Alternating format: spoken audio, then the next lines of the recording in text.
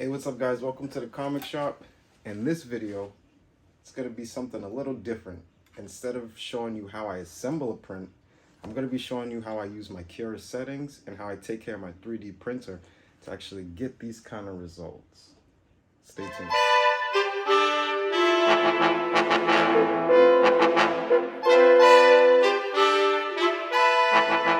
Next, we're going to be getting into the most cringiest word in 3D printing, I swear. The settings. Oh my goodness. It's the worst thing I think when somebody first gets into 3D printing and the first thing that they think is going on with their printer is the settings. Again, with everything that I just showed you on your 3D printer, you can have the best settings. You can have like study 3D printing. You can know like all the certain like intricate things that go into this cooling time. What's the perfect time? You can know all of this, all these settings. If that printer has a clog, these settings don't mean anything. If your extruder has gone bad, these settings don't mean anything. And if you're not level, these settings mean absolutely nothing. Don't get into the theory that it's settings, it's settings, it's settings. No, the hardware is the most important thing. I can have the most crappiest settings on here, but still get a good print because I'm in my bed is level, my hardening is working good, and my extruder is properly feeding everything into everything. So don't get too into the settings. Me myself, if you look at my Cura, this is the old Cura. I haven't even upgraded Cura since I got it. And honestly, I haven't changed any settings but what I'm about to show you now. So let's get into it. So one of the first things that was really getting to me when I first started 3D printing was this section right here, this infill. I noticed when I changed the infill, one, it would differ the time that I had to print. Two, it would differ in the integrity that my print actually printed at. And three, as far as like detail, certain detail will come out a little bit better depending on which of these I picked. What I would mention to you first is what I did is I started to Google patterns. What patterns are best for these geometry shapes? Because basically what these patterns are is, so it's printing, the printer will be printing in an octet, so like smaller octets. Sorry, it's like a tongue twister. So let me pick something else. Zigzag. The printer will print in a zigzag pattern to make this actual helmet. So one thing that I started to really look at was what smaller shapes would print something to be a lot tougher. So to make that a lot simpler, to help you be able to like visualize that, imagine making a pyramid. What shapes are you going to use to be able to make that full pyramid? Now you could use squares, a whole bunch of square blocks to form up to make a pyramid. I could use smaller triangles to build up a pyramid. What's going to make that pyramid, one, stand strong, and two, what's going to make it last? For me, I tried out a whole bunch of things. Octet was a good was one that I had stuck with for a little bit. But now by rule of thumb, as you see gyroid, definitely look up what gyroid pattern does. Like Google it and look. I'm not gonna give it to you, but definitely look into it. Look what that pattern does as far as in the realm of 3D printing, because it's actually something that makes these prints very sturdy. When I was using the circle pattern, things would print out a little bit faster, but they wouldn't be as dense. They wouldn't be as tough. It would just feel like a flimsy piece of plastic. So 10 times out of 10, if I'm printing something with the infill pattern, it's always going to be gyroid. Once I figured out or found gyroid, I never switched it. I might be pronouncing it wrong, hey, but it's what I go to. It's my go-to. But again, don't lose sleep on this section. Try different things out. Print something very small with the crisscross or with the zigzag pattern. Maybe the cubic pattern might actually work for you. Maybe triangles might actually work for you a little bit better. It all depends on what you're trying to print, what kind of structure is going to be the best for it. So this is pretty much like the building blocks that go into the shape. The next thing that I started to mess around with or started to understand was the speed that my print head was actually printing at. So the speed that you see everything traveling at, you can actually change. And now this differs between each and every printer. And it all depends on how the bed and the nozzle are pretty much reacting to each other. So right now I have a CR10S. With that CR10S, the bed moves and the nozzle moves. So with that movement, I'm trying to find a way that I can make those move fast, but at the same time, with moving fast, it's not gonna like print out slop. Normally, when you check this out, you put your printer settings into Cura, and then it comes out with like your bed plate, everything like that. For mine, it started off at 50. I just bumped it up to 60. I've noticed that I can go up to 70. I wouldn't go anything over 70 for the CR10S because then you'll start to be moving fast, and again, that's gonna start to create some issues, especially with a print like this that you see in the background where there's a lot of detail. That's not something that I want to be speeding through. I would probably actually want to bring that speed down some so that way the printer can take its time a little bit more and make sure it's actually doing that detail a lot better. But speed is something that you can dictate, and with changing your speed, it's gonna either increase. Obviously, if you're printing slower, it's gonna take longer. If you're printing faster, it's gonna be a lot quicker. I've seen the Ender 5 Pro, which is the next printer that I want. On that printer, the bed stays still and only the nozzle moves.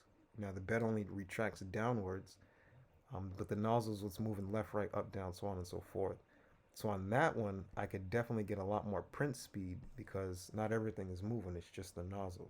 So again, based on what printer that you have, adjust this a little. Now, I never say do anything drastic, even when I'm trying to find the proper temperature for my filament. I would always move in increments, small increments, either 3 or 5, so that way I can see the difference and move gradually. I would never go from like 60 to 80. That's too high of a jump. That's too risky. I don't know what I'm getting into. Um, I like to gradually move into something so that way you kind of pinpoint the exact speed and point that you want from there. It's a lot easier. You also have supports. These supports and all of these settings you can actually get a lot more. So support settings, the generate, support placement, all of this stuff. There are more drop downs for that. That I'm not gonna give you everything. I'm not gonna give it to you guys. I would rather you guys figure something out because if you figure it out, then it sticks in your head. So I would say figure out how you can get this drop down to go a little bit more in depth.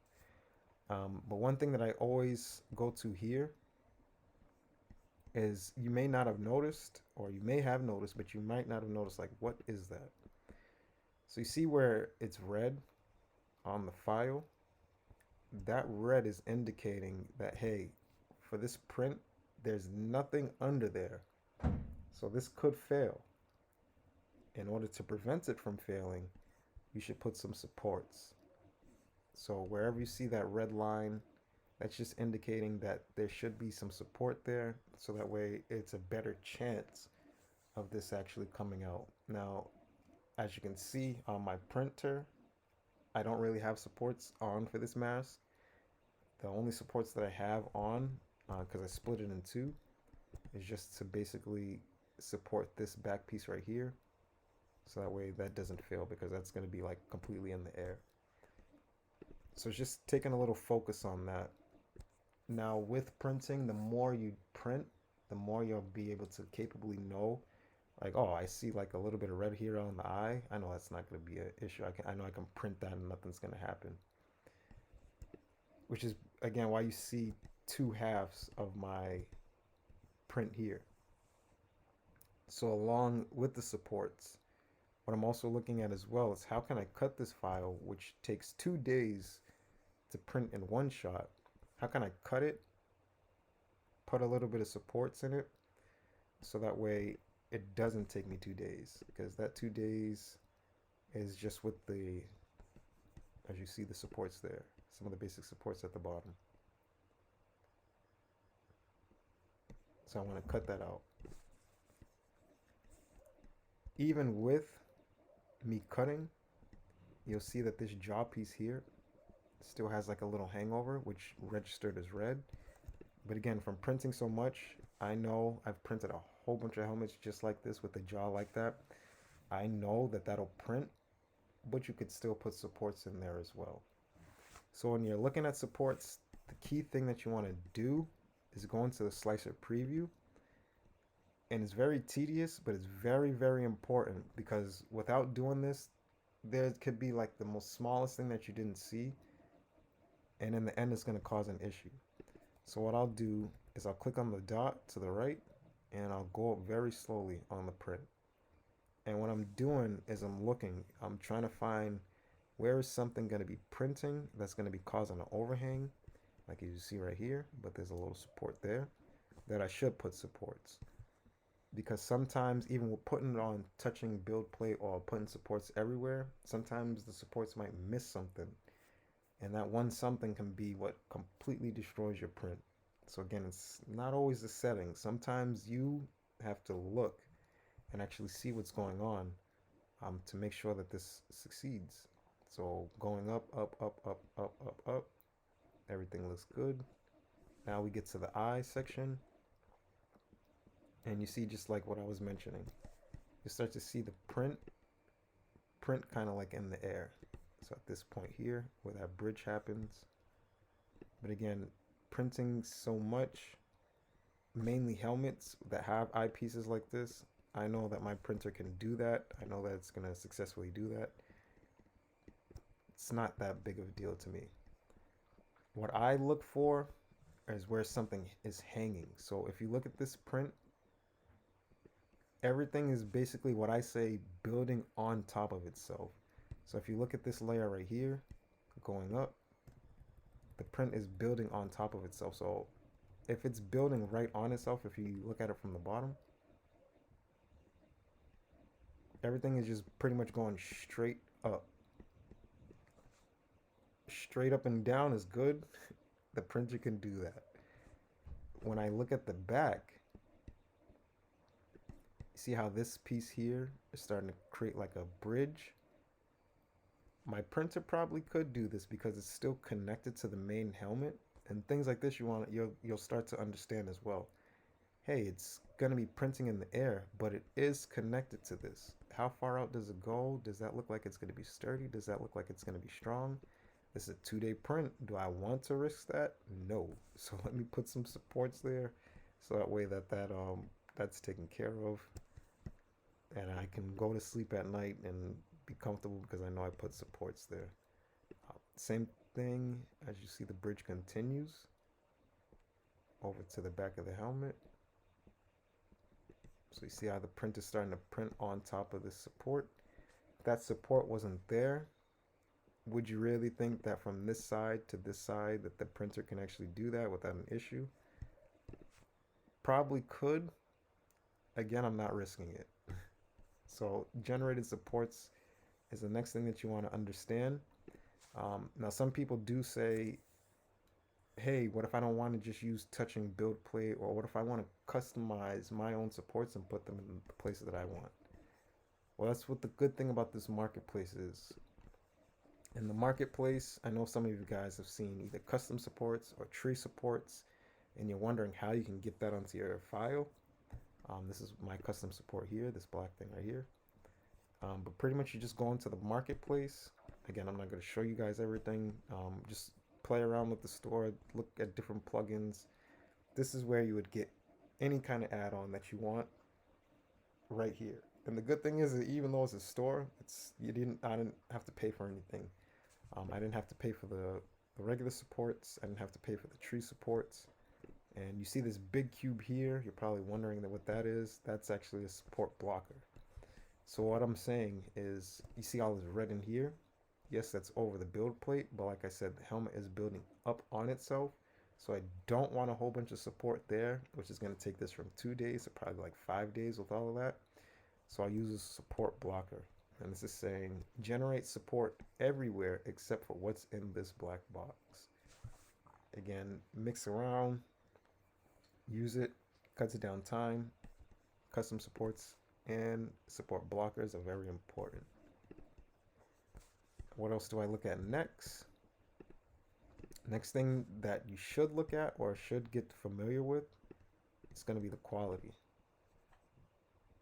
Now, there are different quality settings that you can have. I just kind of gave you guys the way that you can get more in that in the Dropbox there. So if you are paying attention, good for you. Um, the quality, there's different things that I'm looking at when I'm printing, and different things that are going to help you get better quality. Now, me myself, 9 times out of 10, 10 times out of 10, again, I don't touch any of these settings. I just leave it at standard quality 0.2 millimeters.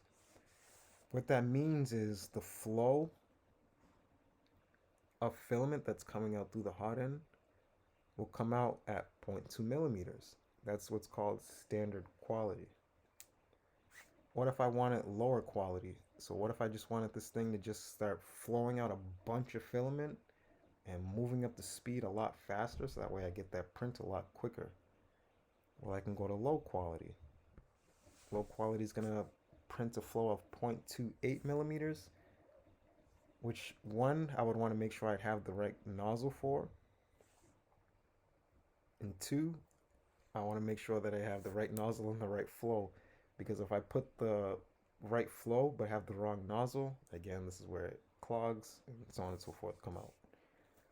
But depending on what I'm printing, if I'm printing like my Magnetos helmet, which is just like a dome shape, doesn't have a lot of detail, I can go to low quality and just sand everything out that the printer messes up, if there are layer lines, so on and so forth.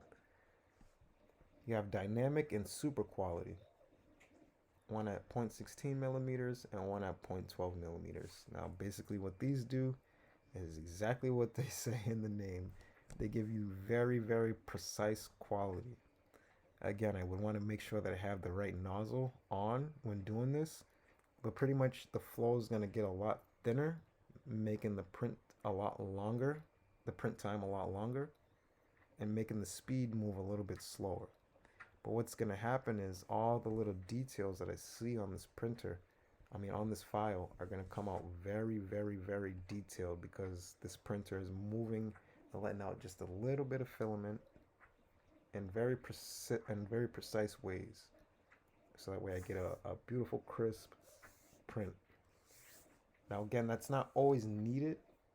If you're doing something like the arc reactor that I'm currently doing, where that has a lot of detail on the top, and if you don't want to like mess that up, or if you want to have it look a certain way, I would definitely go into dynamic quality or super quality, so that way I get like the best looking thing, and then just work on sanding everything from there. But that's pretty much everything as far as like the quality. It's just pretty much regulating the flow of filament through the hot end to give you whatever kind of quality that you're looking for. As far as the settings, that's basically anything, everything that I use. Again, the quality I don't really touch, that stays at standard. The infill stays at gyroid. The infill density is something that I'll change. If I want something to be stronger or have more infill, obviously I'll add a higher percent. But I stay anywhere from about 10 to 15. You see it at 5% now. That's basically because the top of this helmet, which you'll start to notice as well, the tops of helmets are a little bit thicker than the bottom jaw would actually be. So I can use a lot less and still get the same kind of results. And to see that, it's the same thing when you're looking in the buildup. Look at the inside pattern. So what's in between, and it'll show you how close or how far apart these little gaps are. That's going to be like the density of it. The density is pretty much the integrity. So with these lines spaced out, it's going to be like a little bit less integrity. So if you were to squeeze it, those would break down a little bit easier in the print. The more that I put on infill density, the closer those lines will be, making the printer a lot more dense, a lot more stronger. That's something that you really want to focus on. This is the material. This tab was just open, so I guess I'll just break it down. That's pretty much where you want to set the regulation temperature for your filament. So again, with mine, PLA plus inland, 200 degrees for the print nozzle works, and 50 for the bed for the adhesive works. So this is where if you want to preset something, so that way you can either change this on your printer or change this here in the slicer, so that way it's more like you don't have to do it each and every time. Again, the speed, again, look at the type of printer that you have, notice what's moving, and find a speed that works for you. And then finally, supports. There are different kind of supports. You can do auto-generated supports, which are these, either touch and build plate or everywhere, or you can come up with the custom supports, which is either blocks, cylinders, or tree supports. Again, guys, don't get too overwhelmed with settings. Those are the only settings that I've ever used or ever changed. I'll click through all of them now so that way you can see that I'm not lying to you. Like I've never ever gotten like super duper into this stuff to the point where I'm like, what is this setting? What is that setting? This stuff, again, it doesn't matter. If I have all of this stuff perfectly tuned by the best like computer software developer person, my hardware is off, it doesn't make a difference. It really doesn't make any sense to have all of this taken care of but not the machine.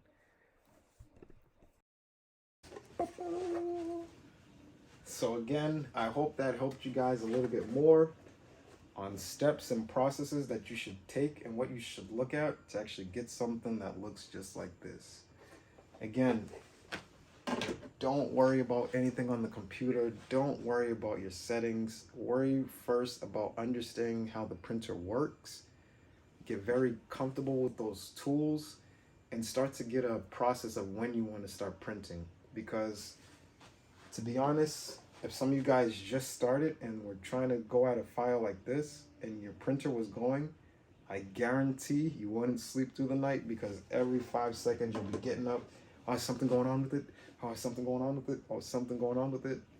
The more you know that printer, the better and comfortable you are with that printer. I promise you, you'll be able to sleep at night, because I know at times, there were times when I couldn't sleep at night because I was nervous about what my printer was doing.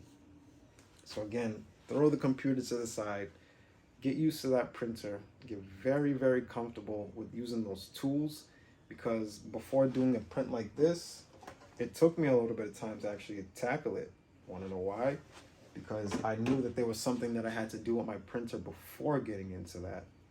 I knew that there was a little clog going on in my printer, so before doing that, I knew I had to get those tools out, open everything up, find out where the clog was, put everything back, and then go at it. So sometimes that might be going on with you guys as well, where you're getting a little overwhelmed. You're trying to print. Get a schedule. For me, I work, so on the weekends is when I'll start to print. Starting on Friday. If I print something on Friday, I try not to go over print for 2 days, because if I start Friday, if something fails on Saturday, well, I can still stop that print, see what was going on, and then judge if I want to continue from there. So definitely having a schedule will help you guys out a lot more, because it kind of gives you a mind or a focus. Hey, this time is strictly for 3D printing, so whatever I have to go through for it, I'm gonna go through it right now. I definitely hope that video helped you guys out. If it did, definitely hit the like button, hit the share button. It's New Year, Christmas, New Year's, new birthdays. A lot of people are getting new 3D printers, so a lot of people might be going through this as well. So hitting that share button would definitely help not only yourself, but the next person. And then subscribe. That part's just for me. No, I'm just kidding. Looking to grow my community, grow with you guys as well. So you subscribing, joining my channel, not only do I show you everything that I make, but I'll be making a lot more of these videos as well to help you guys out as well. So joining the community actually helps our communication, so that way I can see exactly what you're looking for, what's going on, and then I can create a video from there to help you guys out. Besides that, guys, make sure you're getting your sleep, I know you're standing in front of your printers just like this, watching the amazement.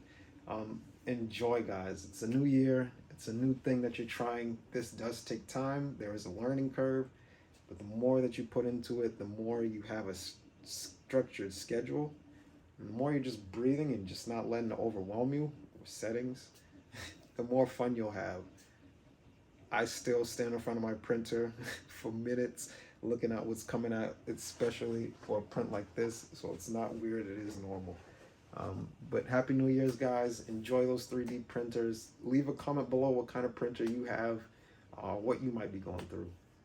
It's BZ Comics. Enjoy.